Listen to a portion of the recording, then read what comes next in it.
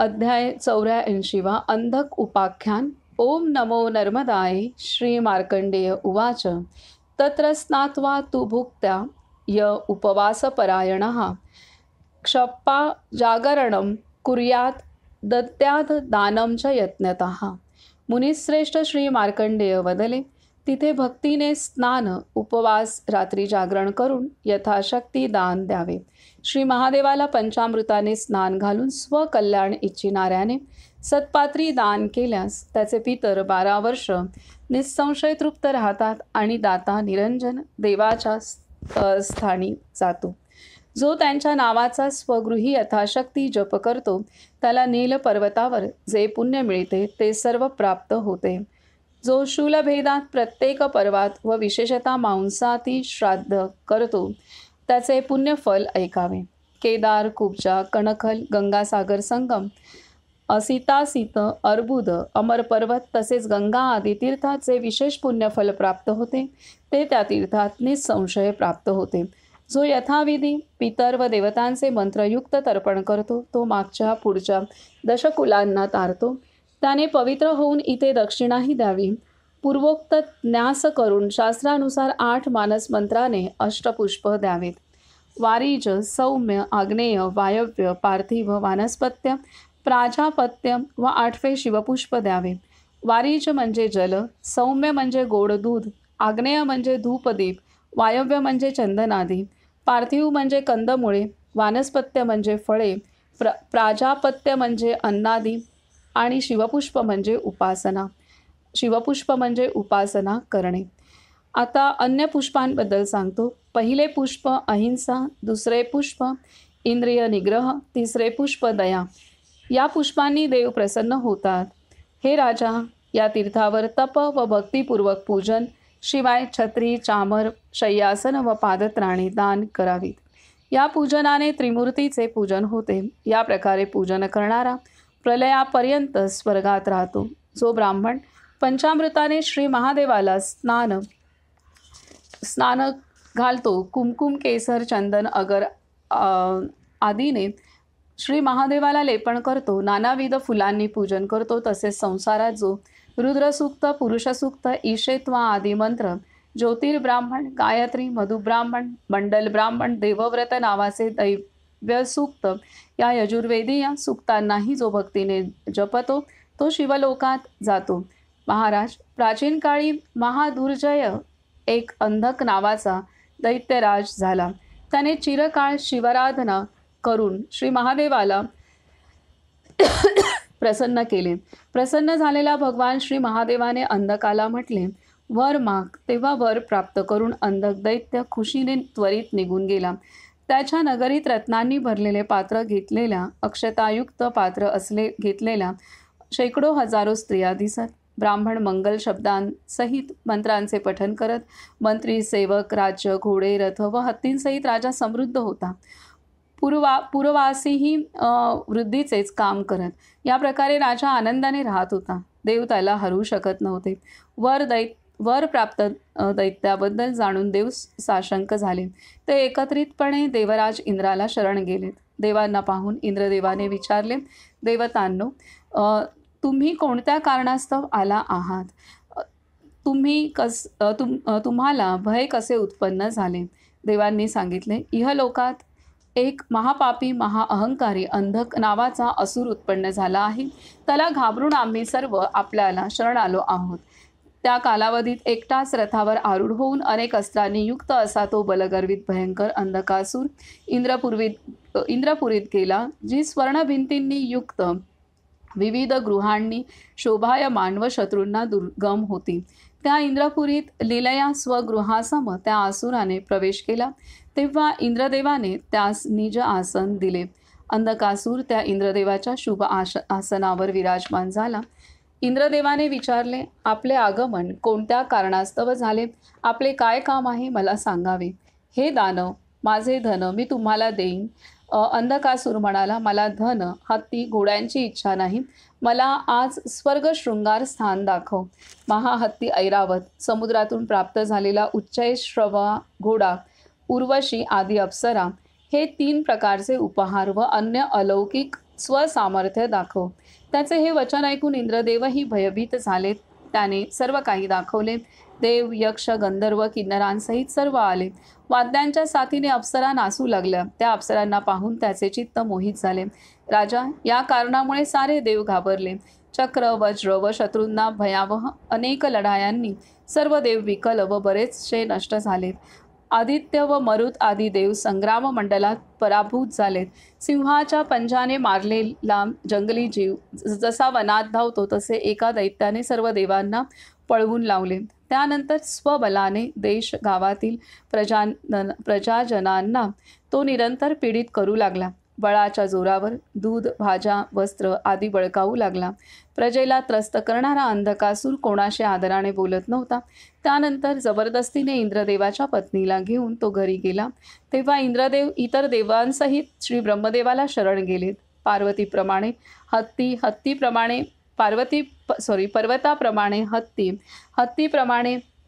हत्तीप्रमाणे घोडे, सिंह व वाघ जुंपलेले, आकाशासारखे रथ, कासव, मगर, हरिण, मेंढा, सर्पांमुळे इंद्र आदी देव ब्रह्मलोकात आलेत.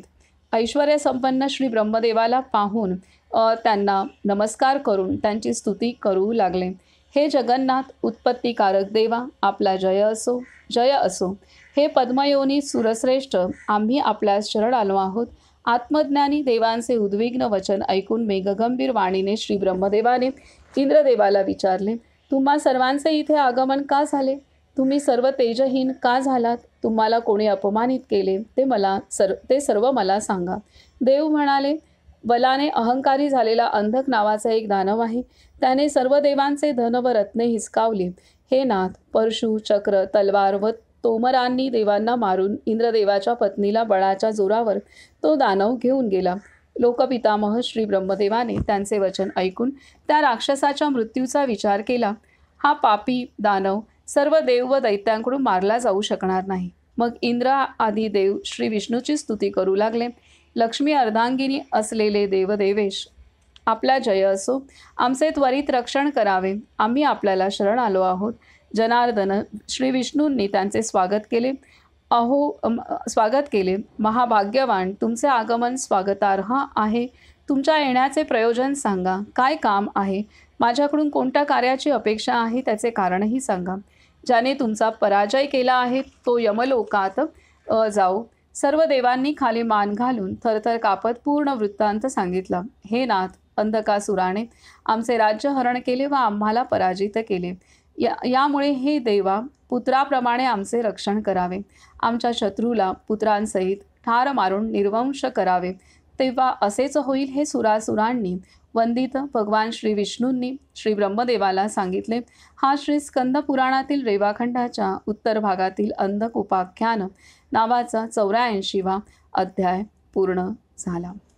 तर असा इथे या अंधक ह्याने जी तपस्या केली होती आणि भगवान श्री शिवशंकरांकडून वरदान प्राप्त करून घेतलं होतं की त्यांच्याशिवाय त्याला भगवान श्री शिवशंकर सोडून अन्य कोणीही त्याला जिंकू शकत नाहीत, असं ते वरदान होतं. ह्यापूर्वीही अंधक दानवाचा, राक्षसाचा वृत्तांत पूर्व भागामध्ये आलेला आहे, तो आपण पाहिला आहे. तर असं हे वरदान होतं आणि त्यामुळे मग तो अहंकाराने त्याने सर्व देवतांना त्रास द्यायला सुरुवात केलेली आहे. इंद्रदेवाची पत्नीसुद्धा हिसकावून आणली. असा हा सर्व वृत्तांत इथे या अध्यायात सांगितलेला आहे. आता पुढील अध्याय ह्याच अनुषंगाने आहे. तर अध्याय 85वा अंधक वरप्रदान वर्णन. ओम नमो नर्मदाय. श्री मार्कंडेय उवाच. शंखं चक्रं गदां पाशं संगृह्य परमेश्वरः उत्थितशयनात्तूर्णं देवानां च जयप्रदः. मुनिश्रेष्ठ श्री मार्कंडेय वदले, शंख, चक्र, गदा व पाश घेऊन देवांना जयप्रद परमेश्वर शय्यासनावरून त्वरित उठले. भगवान श्री विष्णू वदले, देवांनो, ज्याने देवांना संतापित केले तो अंधकासूर पाताळ, स्वर्ग वा इहलोका जिथे कुठे असेल त्याचा मी वध करेन. तेव्हा आनंदाने स्वगृही जावे. श्री विष्णूचे वचन ऐकून श्री ब्रह्मदेवासहित इंद्रदेव आदी देवता आपापल्या यानावर स्वार होऊन समाधानाने स्वर्गात गेलेत. त्यानंतर भगवान श्री माधव जिथे अंधकासूर होता तिथे गेलेत व त्यांनी आग्नेय वस्त्र सोडले. ते ज्वलंत आग्नेय अस्त्र पाहून अंधकाने त्यावेळी उत्तम वारुण अस्त्र सोडले. त्या बाणाने केशवाने सोडलेला आग्नेय बाण विजला. अंधकाने विचार केला, हा बाण कोणी सोडला? ही कोणत्या पुरुषाची शक्ती आहे? कोण यमलोकात जाईल? त्यानंतर अंधकाने बाणाच्या दिशेने पाहिले की युद्धमार्गात भगवान श्री विष्णू उभे होते. अंधक म्हणाला, माझ्या दृष्टीने निरीक्षण केलेल्याचे कल्याण होणार नाही. जशी नीलगाय वाघाला जिंकू शकत नाही तसे तुम्ही समर्थ होऊ शकत नाही. जसे मांजरीचे भोजन उंदीर समोर यावा तसे तुम्ही माझ्यासमोर उभे आहात. तुमचे काही सामर्थ्य दाखवू शकत नाही. त्यानंतर द्वंद्वयुद्ध करणारे शंख चक्र गदाधारी चतुर्भुज देवदेवेश पाहून पृथ्वीवर साष्टांग नमस्कार करून अंधकासूर म्हणाला, हे कृष्ण, आपला जय असो. आपणच परमात्मा आहात. हे विष्णू, हे जिष्णू, आपणास पुन्हा पुन्हा नमस्कार असो. हे ऋषिकेश, ब्रह्म शिवरूप, जगद्धाता, अविनाशी, कमलनाभ, कमलमालाधारी, आपल्याला पुन्हा पुन्हा नमस्कार असो. हे पीत वस्त्रधारी जनार्दन, गोविंद देव, आपल्यास नित्य नमस्कार असो. हे उदधीशायीन, नमस्कार असो. भयंकर मुख नृसिंह, हसतमुख, शारंग धनुष्यधारी, शंखचक्र गदाधारी, आपणास नमस्कार असो. त्रैलोक्य मापणारे वामन रूप, आपणास नमस्कार असो. वराहरूप, यज्ञरूप, आपणास नमस्कार असो. हे वासुदेव, आपणास नमस्कार असो. हे कैटभ दैत्यनाशी, आपणास नमस्कार असो. हे सुरनायक ईश वसुदेव पुत्र, आपणास नमस्कार असो. हे श्री विष्णू देवादी देवेश, जगद्धाता प्रजापती, जे आपणास नमस्कार करतात त्यांनाही नमस्कार असो. समस्त भूतदेव वसुदेव पुत्र, बुद्धिमान, यज्ञवराहरूप, महातेजस्वी श्री विष्णू, आपणास नमस्कार असो. गुणविधान करता पुन्हा पुन्हा नमस्कार असो. भगवान श्री विष्णू वदले, हे दानवेंद्र, मी आपल्यावर प्रसन्न आहे. मनोवांछित वर माग. आज आता मी वर देईन. अंधकासुराने सांगितले, हे देवा, जर आपण माझ्यावर प्रसन्न आहात तर व मला वर देऊ इच्छिता तर माझ्याशी परमयुद्ध करावे. श्री विष्णू वदले, मी तुझ्यावर प्रसन्न आहे तेव्हा मी तुझ्याशी युद्ध कसे करू? हे अंधक, मी तुझ्यावर क्रोधित नाही, मग मी तुझ्याशी कसा लढू? पण तुझ्या बुद्धीनुसार तुला युद्धाची इच्छा आहे, त्यासाठी तू श्री शिवशंकराकडे त्वरित जावेस. अंधकासूर म्हणाला, त्या देवाच्या प्रसादाने तर मी त्रैलोक्य जिंकणार आहे, तेव्हा त्यांच्याशीच मी युद्ध कसे करू ते आपणच मला सांगावे. भगवान श्री विष्णूने सुचवले, मी तुला युक्ती सांगेन ज्यामुळे तुझ्याशी युद्ध होईल. तू कैलास शिखर पकडून पुन्हा पुन्हा हलव. तो पर्वत हलल्यावर त्रैलोक्य हलेल व तुटलेले अगणित पर्वत शिखरे खाली पडतील. हे राजा, चारी समुद्र सर्व बाजूंनी एक झालेत. विहार करत असताना पार्वती सहित श्री महादेव थरथर कापत खाली पडले. तेव्हा जोरात श्री महादेवाला बिलगून पार्वतीने विचारले, पर्वत का कापतोय? पृथ्वी का कापते? सप्त पाताल व सप्त स्वर्ग का कापताहेत? प्रलय झाला आहे का? आपणच मला सांगू शकता. श्री महादेव वदले, माझ्या सन्निध राहणाऱ्यास दुर्बुद्धी सुचली आहे. ज्याचा कपाळमोक्ष झाला तर तो सरळ यमलोकात जाईल. कैलासावर ध्यानमग्न स्थितीत झोपलेला मला जागे केले. यास्तव मी त्याला निस्संदेह ठार मारेन, मग तो माझा पुत्र स्वामी कार्तिकेय असला तरीही. त्यानंतर श्री महादेवाने चिंतन केल्यावर जाणले की तो अंधकासूर आहे. मग त्यांनी त्यावरील उपायासंबंधी विचार केला की क्षणात तो अंधक कसा मरण पावेल. त्यावेळी तिथे देवराज इंद्र व श्री ब्रह्मदेव आलेत. सर्व लक्षणांनी युक्त देवमय रथ त्यांनी बनवला. देवांपैकी कोणी चक्रात तर कोणी रथाच्या पुढल्या भागात स्थित झाले. रथाची धुरा, दोरी, रथस्तंभ, ध्वजाग्र अशा वेगवेगळ्या भागात देव स्थित झाले. अतिक्रोधित जगतपती श्री महादेव त्या देवमय रथावर चढून जिथे अंधकासूर होता त्या ठिकाणी गेलेत. जसा आकाशात सूर्य तापतो तसेच त्यांनी दानवांना मारले. त्यावेळी सूर्य, चंद्र व दिशा दिसत नव्हत्या. अंधकासुराने आग्नेय अस्त्र सोडले. त्यातून निघालेल्या बाणांनी सर्व देवमंडल जळू लागले. बाणांनी जळत असताना देव श्री महादेवाला शरण आले. मग श्री महादेवाने वारुण बाण सोडला, ज्यामुळे आग्नेय वस्त्र विजले. हे नृपश्रेष्ठ, दानवाने वायव्य अस्त्र सोडले तेव्हा संतप्त श्री महादेवाने नागबाण सोडला, त्यामुळे सर्व सर्पांनी निःसंशय वायुभक्षण केला. त्या बलवान दानवाने गरुडास्त्र सोडले तेव्हा त्या नागबाणाचे शेकडो तुकडे तुकडे होऊन ते अस्त्र दिसेनासे झाले. त्यानंतर देवादिदेव श्री महादेवाने नारसिंह अस्त्र सोडले. या प्रकारे अस्त्रांना नष्ट करत ते आपापसात लढत होते. राजा सुरासुरांना भयंकर ते युद्ध बरोबरीचे झाले. या प्रकारे चक्र, अलिकबाण, तोमर, तलवार, मुदगर, वत्सदंत, भाला व कर्णिकार अस्त्रांनी जेव्हा विविध अस्त्र असलेल्या दानवांमुळे तो मारला गेला नाही, तेव्हा दंष्ट्रसम भयंकर तलवार, बाण व तोमराने युद्ध झाले. निज सासूला लाजून अधोमुख गौडवधू जशी जाते नि कोणाला स्पर्श करत नाही, त्याप्रमाणे सर्व अस्त्र दोन्ही वीरांच्या अंगाला स्पर्श करत नव्हते. मग सर्व अस्त्र सोडून बाहुयुद्ध सुरू झाले. हातांनी पकडून मुष्टीप्रहार सुरू झाला. दानवानेही श्री महादेवाला जोरात बगलेत मारले तेव्हा श्री महेश्वर निश्चेष्ट होऊन बेशुद्ध झालेत. ते पाहून अंधकासूर चिंता करू लागला. हाय हाय, मी दुरात्मा, पापीने आज महादुःखद कृत्य केले. आता मी काय करू, कसा जाऊ? तो श्री महादेवाला घेऊन कैलास पर्वतावर गेला. बेशुद्ध श्री महादेवास तिथे सोडून तत्क्षणी निघून गेला. त्यानंतर देवादिदेव श्री महादेव शुद्धीवर आलेत. त्यांनी स्वतःला स्वमंदिरात पडलेले पाहून विचार केला, मी त्या दुरात्म्यामुळे पराजित झालो. त्यानंतर क्रोधावेगाने प्रभू श्री महादेव त्या दानवाजवळ गेलेत. त्यांनी 1000 भार वजनी दंडकाने त्याच्या शिरावर आघात केला. दानवानेही हसत तलवारीने श्री महादेवाला मारले. मात्र तत्क्षणी श्री महादेवाने उत्तम ज्वलंत कौबेर बाण त्याच्या हृदयात मारला. त्यानंतर त्या रक्तबंबाळ अधोमुख दानवाला त्यांनी त्रिशूळाने फाडले. त्रिशूळाग्राने घायाळ अंधकाला चक्राप्रमाणे गरगरू लागले. त्याच्या देहातून रक्ताचा थेंब जमिनीवर पडताच त्या थेंबातून शस्त्रधारी पापी दानव उत्पन्न झाले. त्या दानवांनी श्री महादेव पुन्हा पुन्हा बेजार झाले. त्यावेळी श्री महादेवाने भयंकर कालीदेवीचे स्मरण केले. स्मरण करताच 10,000 आयुधांनी युक्त कालीदेवी तिथे आली. महादंत असलेली महाकाय पिंगाक्ष लंबकर्णी कालीदेवीने सांगितले, श्री महादेव आज्ञा करा. श्री महेश्वर वदले, हे दुर्गे कल्याणकारी, पृथ्वीवर पडलेले दानवाचे रक्त तू यथेष्ट पी. पृथ्वीवर पडलेले ते रक्त प्रयत्नपूर्वक ग्रहण कर. आज दानवाला मारण्यास सहाय्यक म्हणून तूच योग्य आहेस. त्या सर्व हजारो दानवांना देवीने तलवारीने मारले. अंधकासुरानेही त्या मृत दानवांना पाहून श्री महेश्वराची सुंदर शब्दात स्तुती केली. त्रिशूळाच्या घामाने रक्तबंबाळ महाबलवान अंधकासुराने देवेश व चंडिकेला म्हटले, थांबा थांबा. 4 समुद्रापर्यंत पृथ्वी रक्ताने माखली. त्रिशूळाने भेदलेला व आकाशात लटकलेला अंधकासूर श्री महादेवाने खांद्यावर घेतला. अंधकासुराच्या रक्तधारांनी पर्वत, जल व जंगलासहित सर्व पृथ्वी भरली.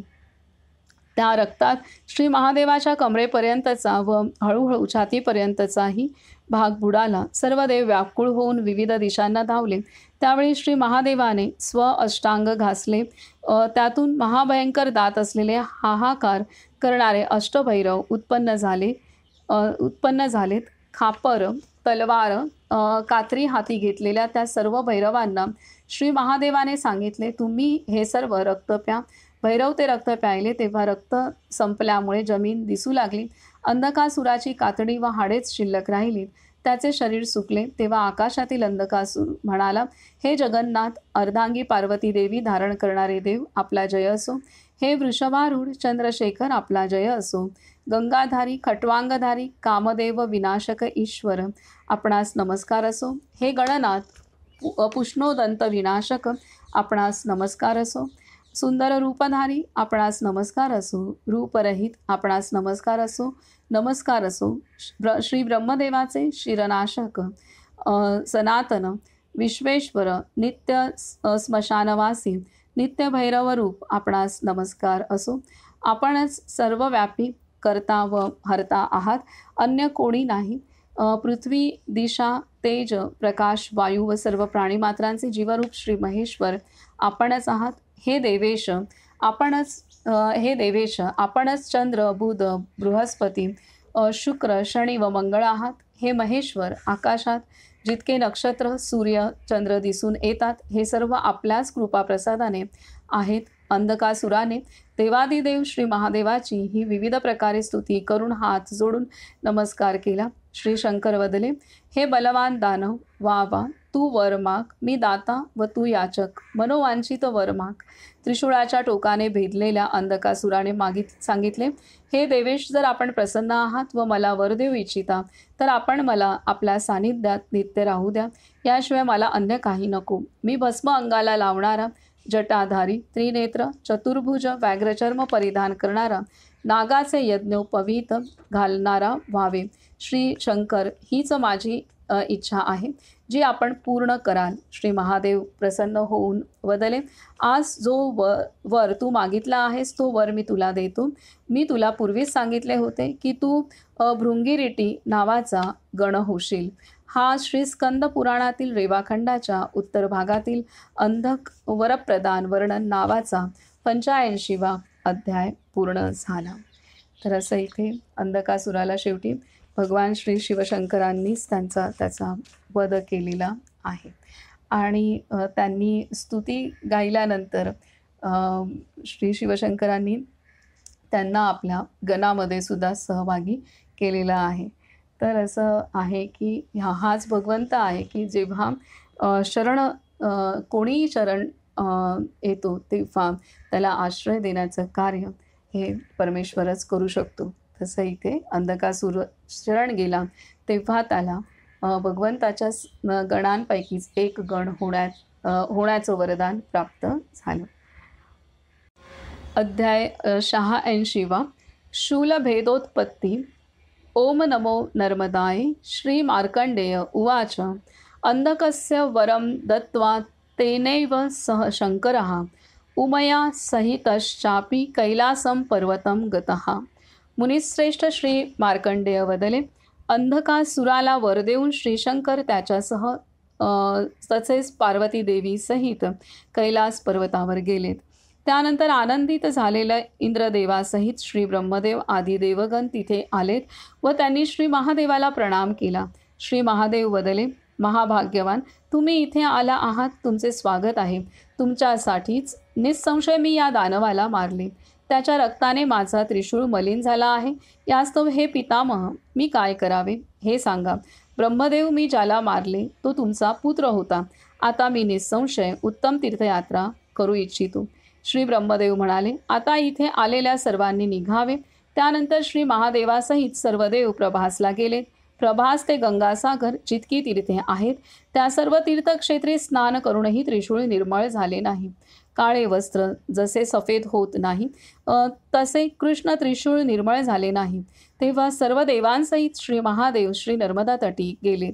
तिथे उत्तर व दक्षिण तटावर प्रयत्नपूर्वक स्नान करून ते भृगू पर्वतावर गेलेत. सर्व देवांना मनोहर वाटावे असे ते विशेष स्थान जाणून श्री महादेव तिथे इतर देवांसहित राहिले. तो पर्वत त्यांनी त्रिशूळाने भेदला, तसेच रसातळही भेदले. त्यामुळे त्रिशूळ निर्मळ झाले आणि त्यावर कुठेही लेप दिसला नाही. पाताळातून भोगवती नावाची गंगा निघाली व तिथे शूलभेद नावाचे तीर्थ निर्माण झाले. सूर्यग्रहणात तिथे महापुण्यशाली सरस्वती नदी अवतरली. तिथे सीतासीत वेणीप्रमाणे अन्य संगम झाला. तिथे साक्षात श्री ब्रह्मदेवनी ब्रह्मेश लिंगही आहे, ज्याच्या दक्षिण दिशेला जनार्दन देव विद्यमान आहेत. तेथील पीठात श्री विष्णूही स्थित आहेत. हे राजा, तिथे त्रिशूळाने एक रेषा ओढली आहे. तेथून वाहणारे जल श्री नर्मदात मिसळले आहे. तिथे चक्रतीर्थ नावाचे विख्यात पुण्यलिंग आहे. श्री महादेवाने शूलभेद तीर्थात विधीपूर्वक स्नान करून स्वतःला शुद्ध मानले. त्यांच्या शरीरात यत्किंचितही पाप राहिले नाही. त्या तीर्थाच्या उत्तर भागात जगद्गुरु देवादिदेव शूलपाणीचे पूजन केले. सर्व तीर्थमय, सर्व तीर्थांहून अधिक श्रेष्ठ, सर्वाधिक पुण्य, सर्व दुःखनाशक उत्तम तीर्थ देवादिदेव जगद्गुरु श्री महादेवाची तिथे स्थापना करून रक्षकांना मुक्त करून त्यांनी श्री गणेशाचीही स्थापना केली व 800 क्षेत्रपालांना स्थापित केले, जे यत्नपूर्वक तीर्थांचे रक्षण करतात. तिथे राहण्याची इच्छा करणाऱ्यांच्या मार्गात विघ्न निर्माण करतात. कोणी स्वकुटुंबाची इच्छा करतात तर कोणी शेतीची, कोणी नोकरी करतात तर कोणी द्रव्यार्जनात मग्न असतात, कोणी तीर्थफल मिळत नाही त्याबाबत चर्चा करतात. कोणी हिंसा करण्यात गुंतले असतात, तर कोणी परस्त्रीशी समागम करतात. कोणी द्रव्य चिंता करतात, तर कोणाला वाटते की त्यांची पत्नी, मुले-बाळे भुकेने मरतील. या विचारांनी तीर्थक्षेत्री कसे जाता येईल? अशा मोहरूपी जाळ्यात फसलेले जे पापी मनुष्य आहेत, त्यांच्यापासून श्री महादेवाचे गण त्या शुभतीर्थांचे रक्षण करतात. विशेषतः धैर्यवान, पुण्यवान लोकच देवनदी, पयोष्णी व भोगवतीत स्नान करतात. तो पुण्यसंगम आहे, जसा सीतासीत वेणीत पुण्यसंगम आहे. ते तीर्थ पाहून मन प्रसन्न झालेल्या सर्व देवांनी श्री महादेवा सन्निध जाऊन आपापसात तीर्थाचे वर्णन केले. हे तीर्थ गया तीर्थासमान मानतात. ते सर्वात गुप्त तीर्थ आहे. असे तीर्थ भूतकाळात न झाले न भविष्यात होईल.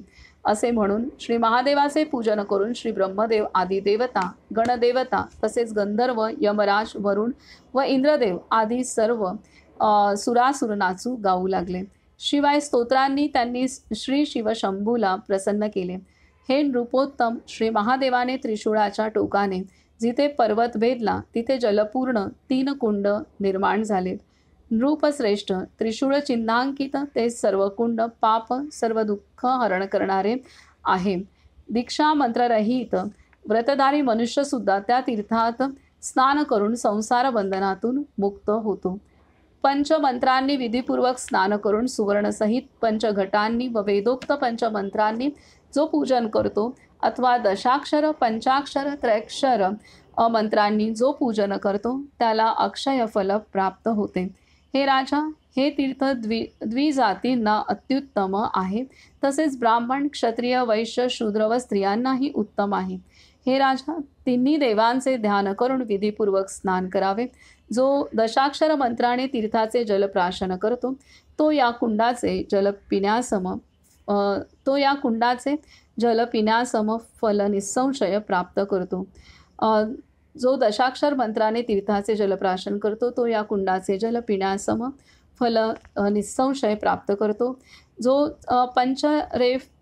पंचरेफयुक्त शकाराक्षर व ओंकार द्वययुक्त मंत्राचे कीर्तन करतो जो जितेंद्रिय मनुष्य तिथे यथाविधी स्नान करतो व तिळयुक्त जलाने पितर व देवतांचे तर्पण करतो, तो कुळातील 10 पूर्व व 10 पश्चात अशा 20 मनुष्यांना तारतो. तिथे शूलभेदात श्राद्ध करणारा गंगा किंवा पंचतीर्थात श्राद्ध करण्याचे पुण्य निःसंशय प्राप्त करतो. तसेच तिथे विधियुक्त दान करणाऱ्यास अक्षय फल प्राप्त होते. जसे गया क्षेत्रात सर्व कर्म करणाऱ्यास पुण्य मिळते, तसे शूलभेदात स्नान, दान व तर्पण केल्याने पुण्य मिळते. तसेच जो भक्तीने सोने, गायी, जमीन, जल, शेतीतून उत्पन्न, धान्य, शय्यासन, वस्त्र, दागिने, धनधान्याने भरलेले घर, बैल व बैलांसहित नांगर, जो वेदपठन करणाऱ्या कुलीन, जितेंद्रिय, पवित्र ब्राह्मणाला दान करतो, त्याच्या पुण्याचा अंत नाही. 13 दिवसात कोणत्याही एका दिवशी केलेले दान 13 पट होते. हा श्री स्कंद पुराणातील रेवाखंडाच्या उत्तर भागातील शूलभेदोत्पत्ती नावाचा 86वा अध्याय पूर्ण झाला. तर इथे अंधकासुराला ज्या त्रिशूळाने त्याच्या मस्तकावरती प्रहार केला होता, तर ते त्रिशूळ इथं शूलभेद या तीर्थाच्या इथं ते शुद्ध झालेलं आहे आणि स्वच्छ झालं ते. आणि इथे ते त्या त्रिशूळाने भृगू पर्वत आहे, शूलभेद हा जो हे तीर्थ आहे तिथं भृगू पर्वत आहे आणि त्या पर्वताला त्यांनी तिथं त्या त्रिशूळाने त्या प्रहार केला आणि तिथं कुंड निर्माण झालेली आहेत.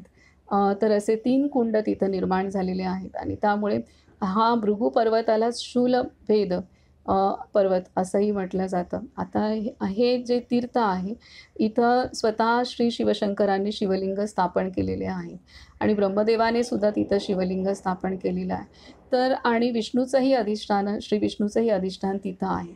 तर असे हे तिन्ही देवतांचं तिथं अधिष्ठान असलेलं असं हे तीर्थ अत्यंत पुण्यप्रद असं आहे. परंतु ते आता तिथे धरणं झालेली आहेत, त्यामुळे जे मूळ तीर्थ होतं शूलपानेश्वर, तर ते आता धरणाच्या मध्ये गेले. आता त्यांनी दुसरीकडे ते तीर्थ केलेलं आहे. परंतु मूळ तीर्थ आता पाण्यात आहे. हे असं आहे सध्या. त्याचं यूट्यूबवरती आधीचं काही मिळालं तर बघायला हरकत नाही, की